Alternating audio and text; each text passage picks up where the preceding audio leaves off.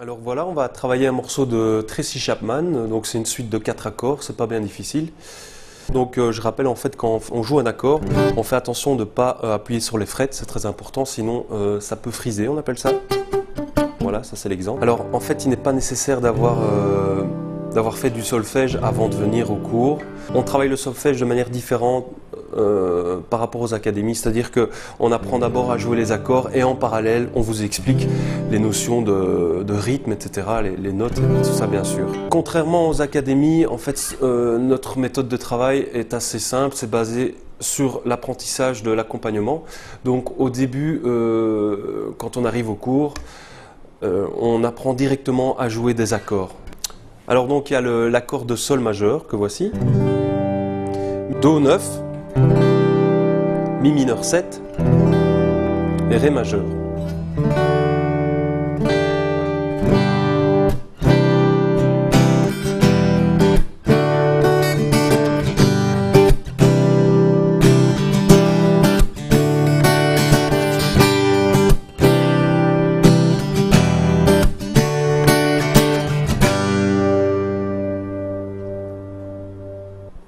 Le plus important dans ce morceau, bien sûr, c'est l'enchaînement des accords.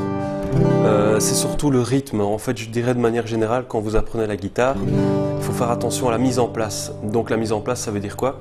Ça veut dire qu'on donne une pulsation au pied, et alors on essaie de jouer un rythme qui va sur cette pulsation. Donc ici, comme exemple, on pourrait faire ça.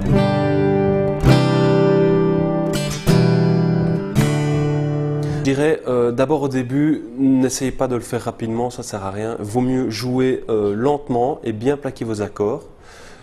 En fait, faites-les vraiment tout doucement et il faut que chaque corde sonne correctement. Donc là, vous appuyez.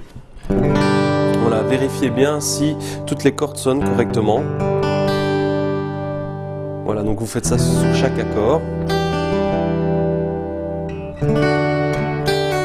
Alors sur le Ré, on peut ajouter une petite fantaisie.